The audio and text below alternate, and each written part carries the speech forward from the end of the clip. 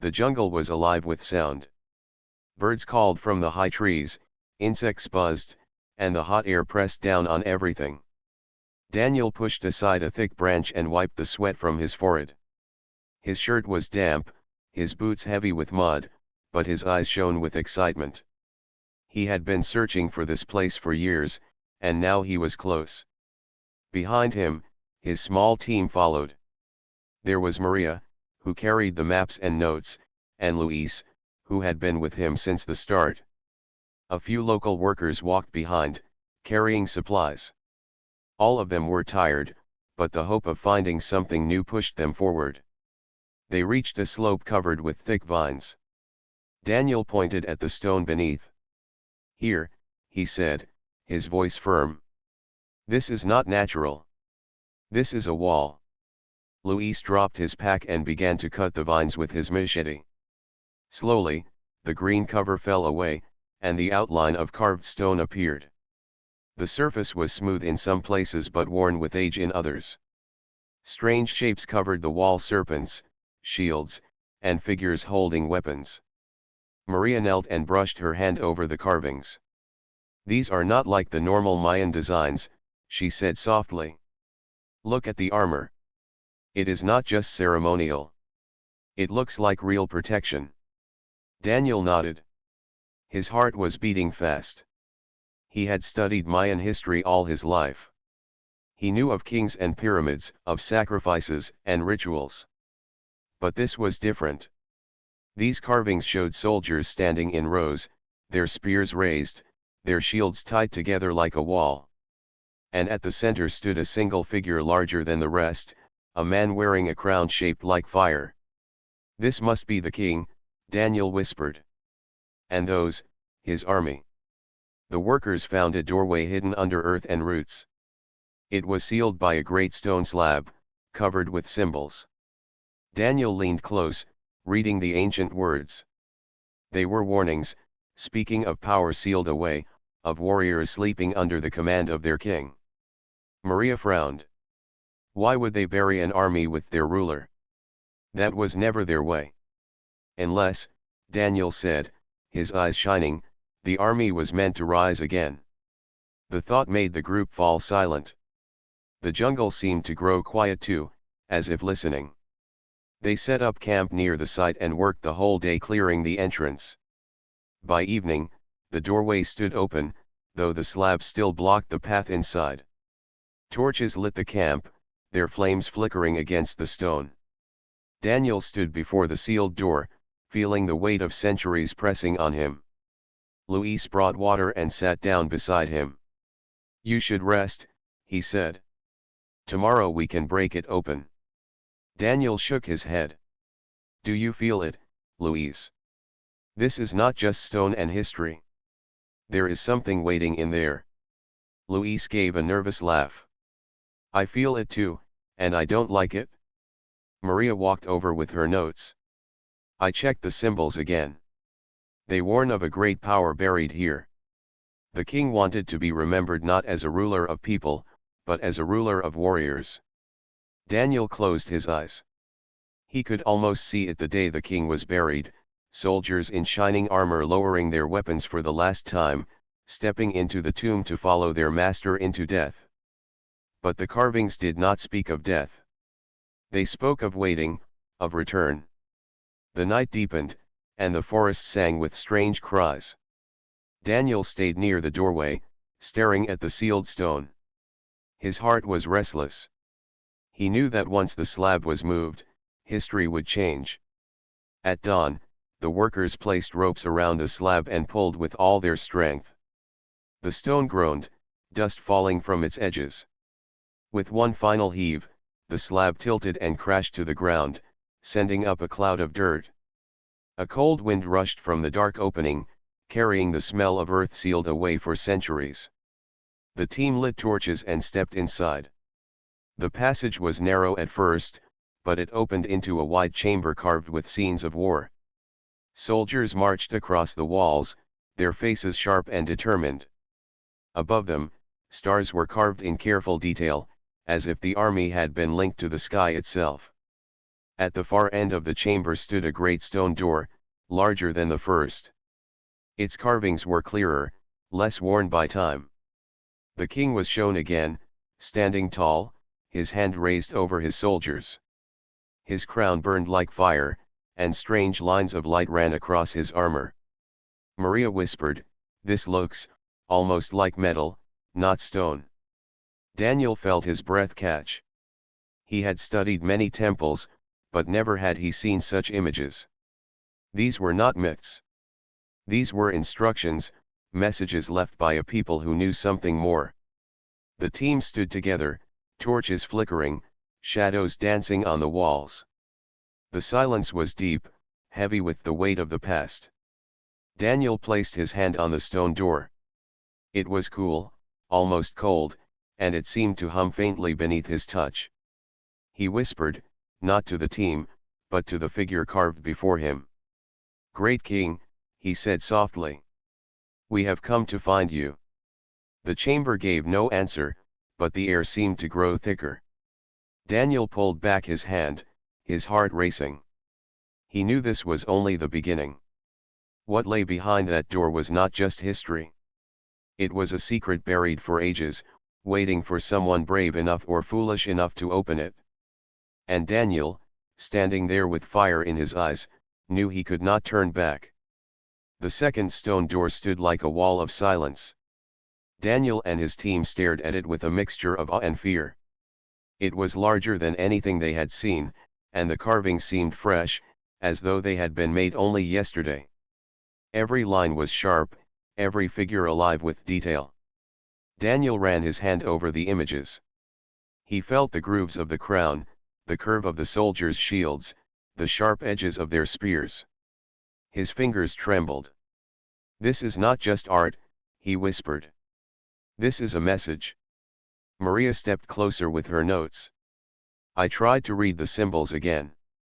They speak of a king who ruled not only with wisdom but with power given from the stars. His army was sealed away so that when darkness came, they would return. Luis frowned. Power from the stars? That sounds more like a story than history. Daniel looked at him firmly.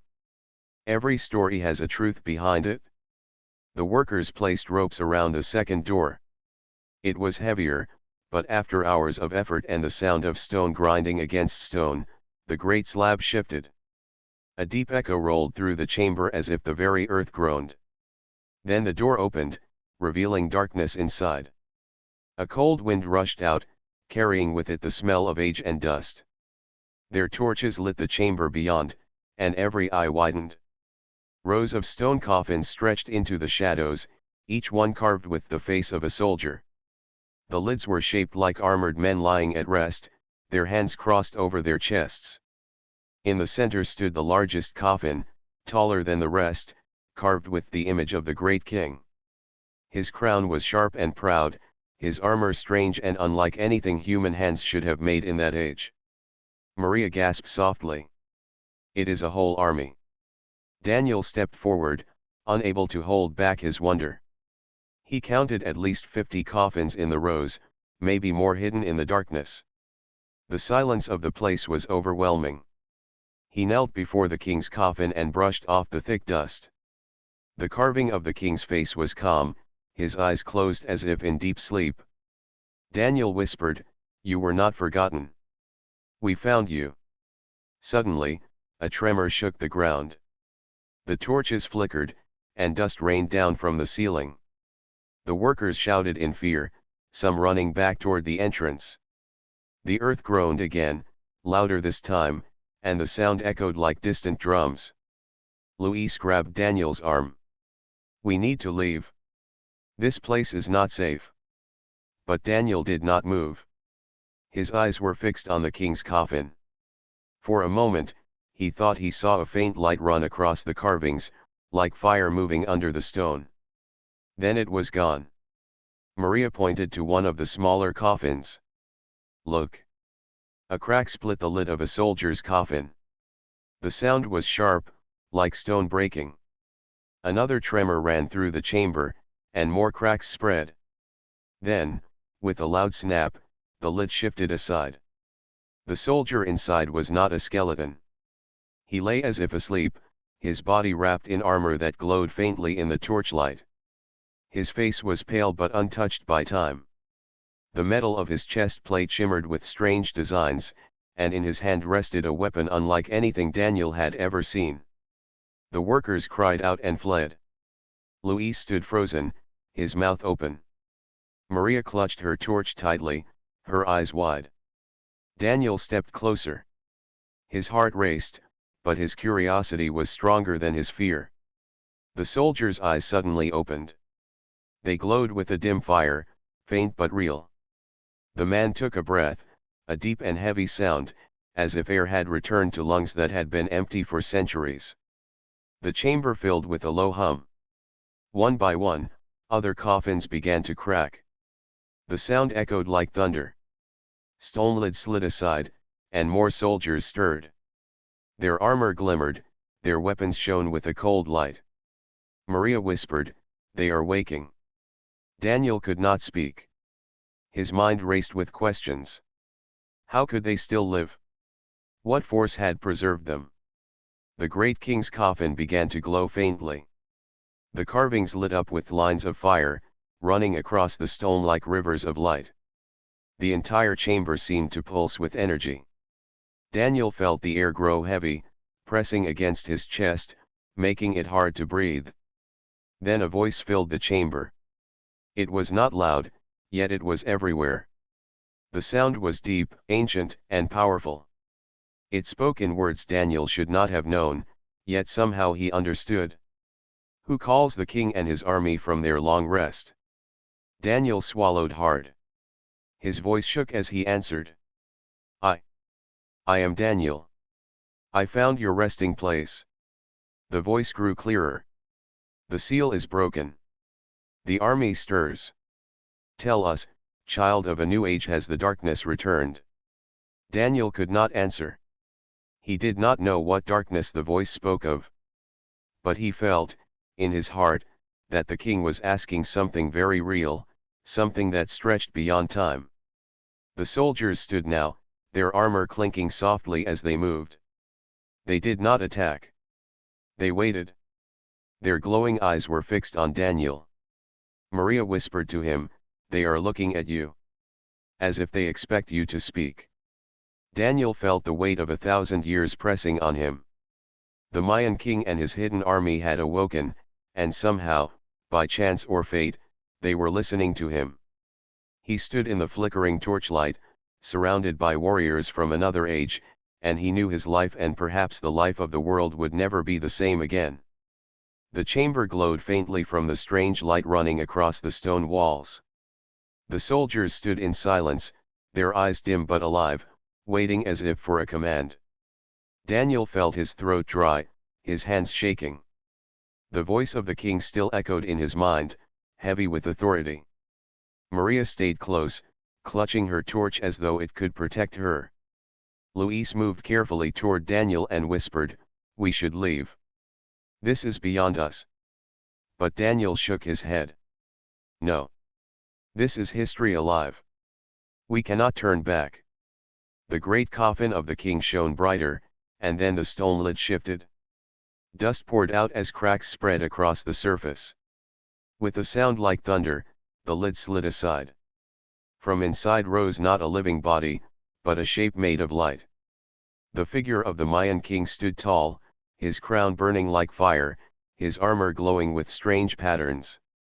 He was not flesh, yet he was more than shadow. His eyes were clear and strong, and his voice filled the chamber. "You opened the seal," the king said. "And so I rise once more." Daniel bowed his head, unsure what else to do. "Great king," he said slowly, "we are people of a new time. We came here only to learn." The king studied him with eyes that glowed like coals. "The world has changed, but the threat remains. My people knew of it. They prepared for it. That is why I and my army were placed here, waiting for the one who would awaken us." Maria found her voice and asked, "What threat do you mean?" The king turned his glowing gaze to her. "Long ago, before my crown, the sky was filled with visitors. They were not gods, though many thought them so. They came from beyond the stars, and they brought both gifts and danger. From them we learned secrets of stone and fire. From them we were given armor and weapons, stronger than any made by human hands. But with these gifts came war. And so I made a vow, when the strangers from the void returned, we would rise to defend this world again. His voice grew deeper, like drums rolling across the jungle. That is why we sleep. That is why we wait. And now, the seal is broken. Tell me, child of the new age, has the enemy returned? Daniel swallowed hard. He could not lie, but he did not know the full truth. I have not seen such enemies. But the world beyond this jungle is full of weapons, full of wars. Perhaps the danger you speak of is not far. The king studied him in silence, then nodded slowly. You are the caller. By your hand the seal was broken. By your word, the army shall move. It is not chance that brought you here. It is fate. Luis stepped forward, shaking his head. No, he is only a man. He is no king, no leader of warriors. The king turned his gaze to Luis, and the air seemed to grow heavier. A leader is not chosen by crown or blood, but by the path he walks. This one opened the way. This one carries the weight. My soldiers will follow him. Daniel felt his chest tighten. He had never thought of himself as a leader. He was a seeker of history, not a commander of men. Yet here he stood, with an army of ancient warriors watching him. Maria touched his arm gently. Maybe this is why you searched for so many years, Daniel. Maybe this is why you never gave up. The king raised his hand, and the soldiers struck their weapons against the stone floor in unison. The sound echoed like thunder. Then the king spoke again. The stars are moving. I feel it. The darkness comes near. We must be ready. Daniel forced himself to speak, though his voice trembled. If the danger is real, then I will stand with you. But I am no warrior. The king's glowing form stepped closer, his light casting long shadows on the walls. Then you will learn. My spirit will guide you. My army will shield you. Together, we will guard this world. The soldiers lowered their weapons and stood in silence again, like statues waiting for command. The air was heavy but no longer hostile. Luis whispered to Daniel, "Do you understand what he is saying? He wants us to fight for him. He wants us to lead an army from the past." Daniel nodded slowly. Not for him. For Earth. Maria looked at the glowing king. But how can we fight something we do not yet see? The king's eyes burned brighter. You will see soon enough. The signs are already here. The strangers move closer. They hunger for what they lost before. But this time, they will face not just one kingdom. They will face humanity, with the spirit of the ancients standing beside them. The light of his form dimmed slightly, but his voice remained strong. Go now. Prepare. When the sky darkens, call, and my soldiers will rise again. The figure of the king slowly faded, leaving only the faint glow of the soldiers' eyes. Silence filled the chamber once more, but Daniel knew the silence was only waiting. He looked at Maria and Luis, his voice quiet but firm. We cannot tell the world yet. They are not ready. But when the time comes, we must be. Maria nodded, though her eyes were still wide with fear and wonder. Luis said nothing, but his face was pale. Daniel turned back to the king's coffin, now dark and silent. He whispered, I did not come here to lead. But if this is the path, then I will walk it. Outside, the jungle was quiet, the sun bright above the trees. Yet Daniel felt the weight of the sky pressing down on him. Somewhere beyond that blue, something was coming.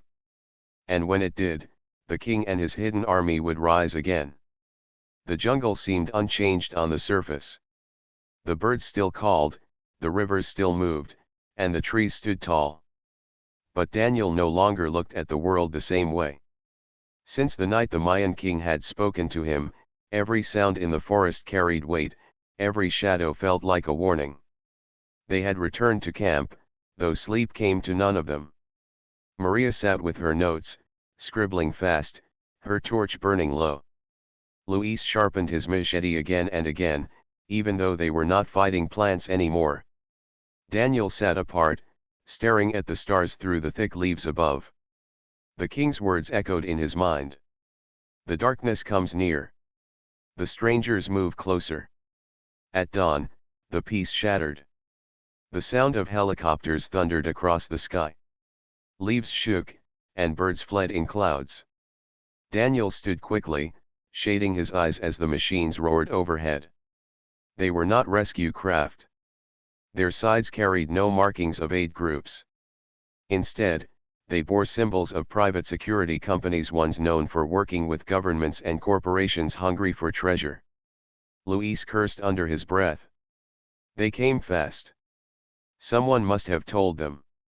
Daniel's chest grew tight. The news of our discovery spread too far. The outside world is moving in. The helicopters circled, then landed on a flat stretch of ground near the camp. Armed men poured out, their boots heavy, their rifles sharp against the sunlight. At their center walked a tall man in a clean white shirt, his face stern, his eyes hard. He looked at Daniel and his team as if they were children who had broken a rule. "Dr. Daniel," he said in a deep voice. "You have found something of great importance. And now, it belongs not to you, but to those with power to protect it." Maria stepped forward. "This is not gold or treasure to be stolen. This is history. It belongs to the world." The man smiled coldly. "The world will not protect it? We will. My orders are clear: secure the site, and remove anyone who stands in the way." The armed men began to move toward the temple entrance. Daniel's heart pounded. He knew what slept inside. He knew what could awaken if they forced their way in. "Stop!" Daniel shouted. His voice cracked, but it carried enough force to make the men pause. "You don't understand what is inside. This is not something you can control." The man in white raised an eyebrow. "Then you will show us." Luis whispered to Daniel, "They will open it no matter what. If we resist, they will push us aside. We cannot stop them with words." Daniel clenched his fists. "Then maybe we must stop them another way." The soldiers inside the chamber, the Mayan army, came to his mind. He had not called them yet, but he could feel their presence, waiting for his command. The king had said they would rise when needed. Was this the moment? The mercenaries forced their way into the temple, flashlights cutting through the dark passage. Maria grabbed Daniel's arm. "If they disturb the king's rest, they will awaken the soldiers. And the soldiers may not know friend from foe." Daniel nodded slowly. "Then we must be the ones to guide them." He followed the armed men inside. The torches they had left the night before still burned faintly. The chamber of coffins stretched before them, silent and heavy with history. The mercenaries stopped in awe for a moment, their eyes wide. One of them whistled. An entire army carved in stone. But Daniel knew better. He stepped forward and spoke in a steady voice. "Great King, it is I, Daniel. The strangers have come. They seek to claim what is not theirs. Will you rise to defend this place?" For a heartbeat, nothing happened. The mercenaries laughed, some shaking their heads. But then the air grew heavy. The stone coffins began to glow faintly. Cracks ran across their lids, and the sound of stone grinding filled the chamber. The men in white shouted orders. Guns were raised, flashlights waved wildly. Then, with a roar like thunder, the first soldier stepped free, his armor shining with strange light. His eyes blazed, and his weapon hummed with energy. The mercenaries panicked, some firing shots that cracked against the stone walls. The bullets sparked but did not harm the glowing warrior. More soldiers awoke, rising one after another, their formation strong and unbroken even after centuries of rest. The tall man in white stumbled back, his face pale for the first time. What are they? Daniel stood firm, though his legs shook. They are guardians. And they will not let you take this place.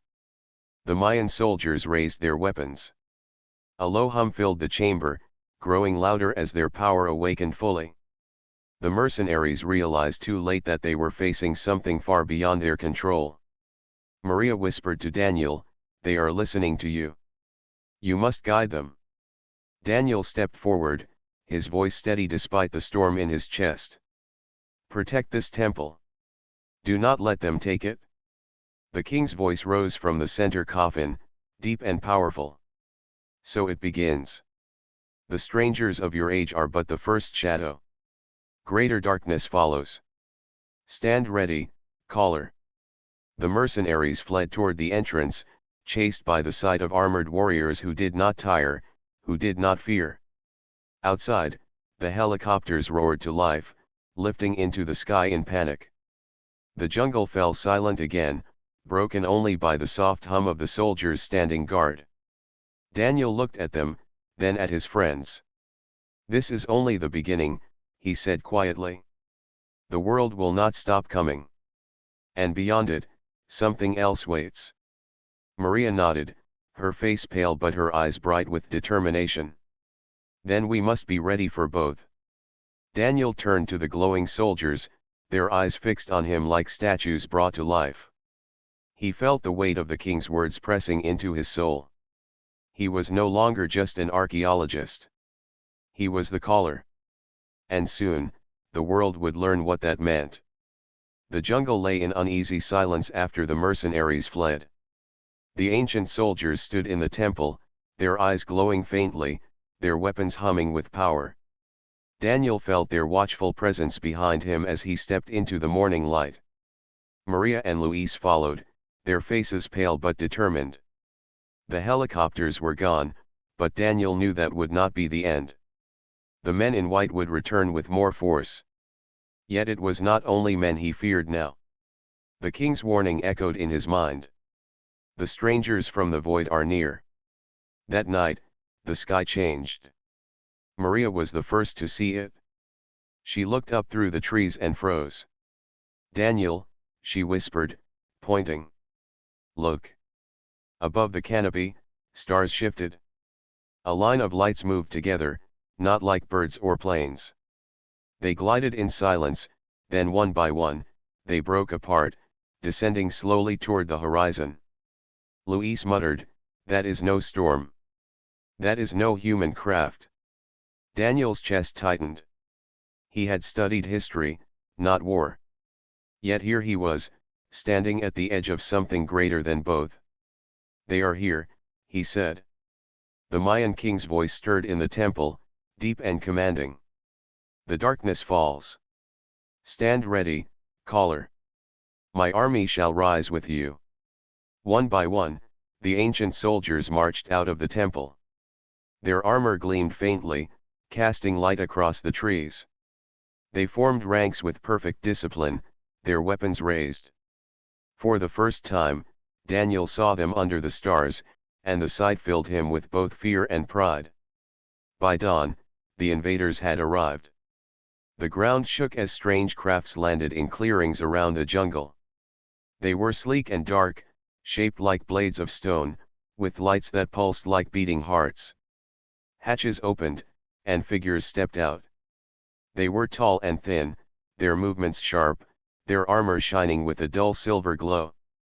In their hands they carried weapons that buzzed with energy. Luis whispered, "They don't look human." Daniel's throat was dry, but he forced himself to speak. "They are the strangers the king warned us about." The alien soldiers spread across the jungle, scanning the trees with their weapons. When they drew close to the temple, the Mayan warriors moved as one. Their leader struck his spear against the ground, and the sound echoed like thunder. The two armies met beneath the thick canopy. The first clash was sudden. The aliens fired beams of light that cut through trees like blades.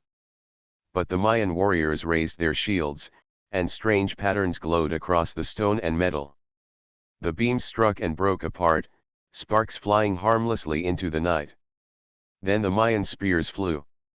They cut through the air with a sound like wind tearing, striking alien armor with bursts of light. The invaders staggered, their formation broken. Maria held her breath, watching from behind a stone wall. They are fighting like it was yesterday, not centuries ago. Daniel stood with her, shouting above the roar of battle. They were waiting for this. They were made for this. The jungle became fire and noise. Trees fell under the blasts of alien weapons. The earth shook with every strike. Yet the Mayan army did not falter. They moved as one body, their lines unbroken, their shields and spears glowing brighter with every clash. An alien ship hovered above the treetops, firing beams down into the battle. Daniel raised his hands, helpless to stop it. But the king's voice thundered again. Lift the eyes of the army. The warriors raised their weapons together, and a storm of light shot upward. Spears became bolts of fire, striking the ship until its hull cracked. With a scream of metal, the craft spun and crashed into the forest, flames rising above the trees. Luis cheered, though fear still gripped his face. They brought down a ship. With spears. Daniel felt hope stir inside him. The ancient power was real. Humanity was not powerless before the strangers. But the battle was far from over. More alien ships appeared on the horizon, their lights glowing like falling stars. From them poured more soldiers, their silver armor gleaming, their weapons cutting through the trees. Maria turned to Daniel, her eyes wide. There are too many. They cannot fight them all. Daniel felt the weight of command pressing on him. He looked at the king's coffin, glowing faintly in the distance. They will fight as long as I lead. I cannot stop now. The king's spirit rose faintly above the soldiers, his form blazing with light.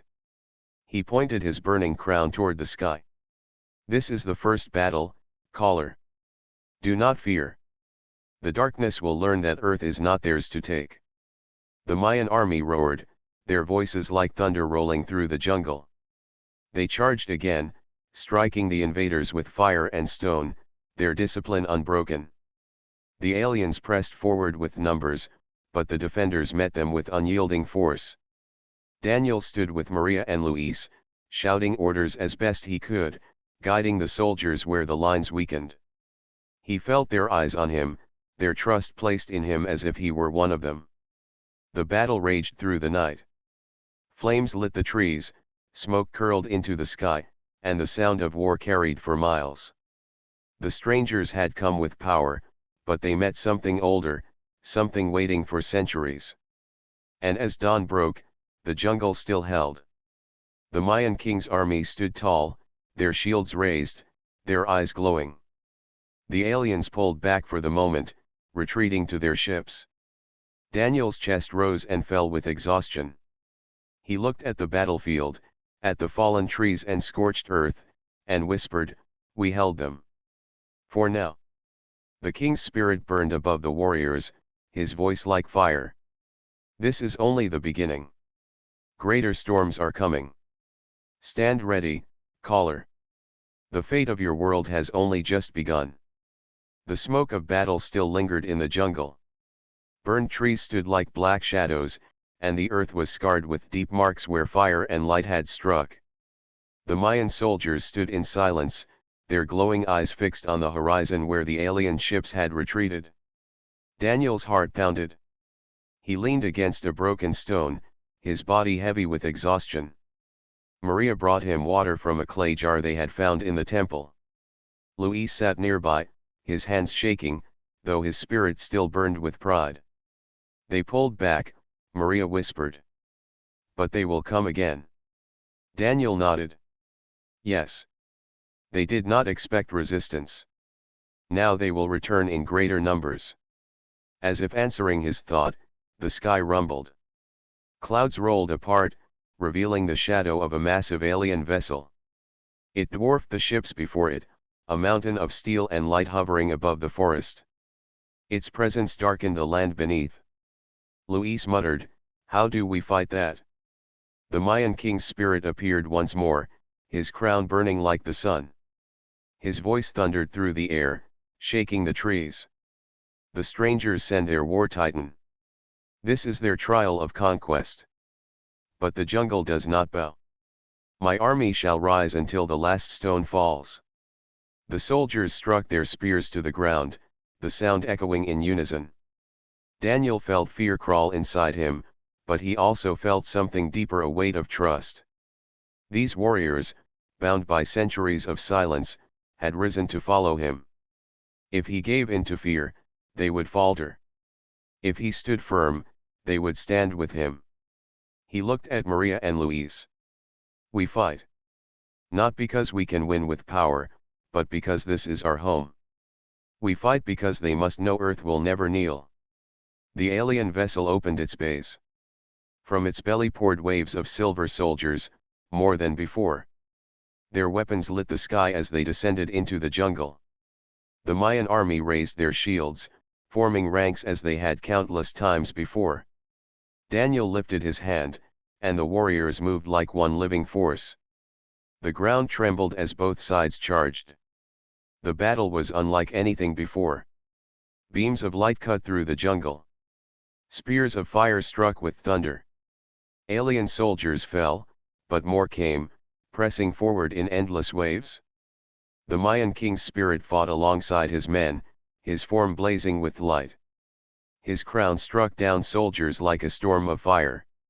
Yet even his glow seemed to dim against the shadow of the great ship above. Maria cried out as the vessel began to lower, its hull splitting open to reveal a weapon glowing with energy. "They are going to burn the entire jungle." Daniel looked up, his heart sinking. The weapon hummed like a storm about to break. He could feel its power pressing against the earth. If it fired, not even the Mayan warriors could stop it. Then the king's voice came again, softer now, almost sorrowful. "Caller, this is the hour I was buried for. My army cannot hold forever. But my crown still carries power. It can strike the titan above. Yet it requires a living hand, a soul bound by choice, not chains." Daniel froze. "You mean me?" The king's spirit turned to him. "Yes. You awakened us. You led us. You carry the courage that binds man to earth. If you take the crown, you will command its final fire. But know this: the crown burns the bearer. It does not let go." Maria gripped Daniel's arm, her eyes wide with fear. "No. There must be another way." Luis shook his head, his face pale. "He is right. The king cannot leave the temple. Only Daniel can finish this." The jungle shook as the weapon above grew brighter. Time was running out. Daniel stepped forward, his chest heavy but his heart steady. He looked at the spirit of the king. "If I do this, will the army fall?" The king's gaze softened. "They will rest again. Their task will be complete. But their story will live through you." Daniel closed his eyes, then nodded. "Then I will carry it." The spirit raised his hand, and the crown of light appeared. Slowly, it descended, resting on Daniel's head. Pain surged through him like fire, but he did not fall. His eyes blazed with golden light, and his voice grew louder than thunder. He raised his hand to the sky. "Rise, warriors of the earth. Let the strangers know this world is not theirs." The Mayan army roared, their voices shaking the trees. Together with Daniel, they aimed their weapons at the ship above. The crown blazed brighter, gathering power from the jungle, from the earth itself. Daniel felt his body burning, but he stood firm. With one last cry, he unleashed the fire. A storm of light shot upward, spears turning into rivers of flame. The energy struck the alien vessel, tearing through its hull. The weapon shattered, the ship groaned, and with a sound like mountains breaking, It fell from the sky. The jungle shook as the titan crashed, flames rising higher than the trees. The alien army froze, their ranks broken, and then, like shadows in the wind, they vanished, retreating into the sky. Silence fell at last. The Mayan warriors lowered their weapons. One by one, they knelt, their forms glowing faintly before fading back into the earth. The king's spirit stood before Daniel, his crown dim now. You carried what I could not. You gave the strangers their answer. Now the army rests, but you will carry the story. Let mankind remember. Daniel's knees buckled, and Maria caught him. The crown dissolved into ash, leaving only a faint mark on his forehead.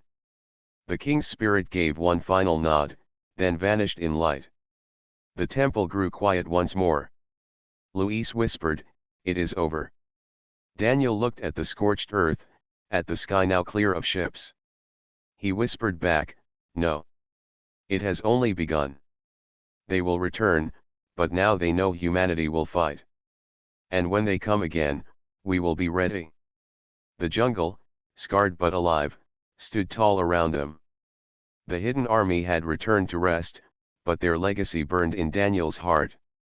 The world was no longer blind. Humanity had been tested and had answered.